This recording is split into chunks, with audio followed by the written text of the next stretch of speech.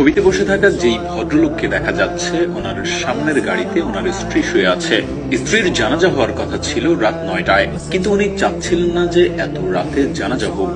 মৃত মানুষকে যত দ্রুত সম্ভব কবর দেয়া ভালো, এই ব্যাপারটা মাথায় রেখে কাউকে বলতেও পারছিলেন না যে ওকে আরো একটু থাকতে দাও আমার সামনে, আমি এখন ওকে বিদায় জানাতে প্রস্তুত না। এমন মুহূর্তে ওনার ছোট ছেলেটি হয়তো বাবার মনের ভাষা বুঝে ফেলেছিল। তারপর পরিবারের সিদ্ধান্ত হলো জানাজা হবে সকালে। আরো কিছুটা সময় যেন স্ত্রীর পাশে থাকতে পারেন এই মানুষটি, যে সারা জীবন ভালোবেসেছেন এবং মৃত্যুর পরেও স্ত্রীকে একা ফেলে যেতে পারছেন না। সবাই চলে গেছে, রাতে কেউই পাশে নেই, কিন্তু ভদ্রলোক গাড়ির পাশে বসে আছেন চুপচাপ, যেন স্ত্রীর সাথেই কথা বলছেন। কোনো শব্দ নেই, কোনো কান্না নেই, শুধু একা নীরব সঙ্গ। তিনি যেন বলছেন, তুমি নেই জানি, কিন্তু আমি আছি, আমি এখনো তোমার পাশে আছি।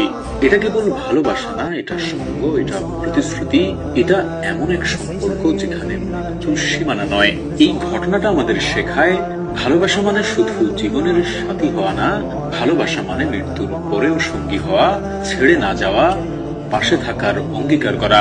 আমরা সবাই জীবনে এমন একজনকে চাই যে শুধু জীবিত থাকাকালীন আমাদের ভালোবাসবে না, আমাদের অনুপস্থিতিতেও পাশে থাকবে, নিঃশব্দে, নিঃস্বার্থভাবে।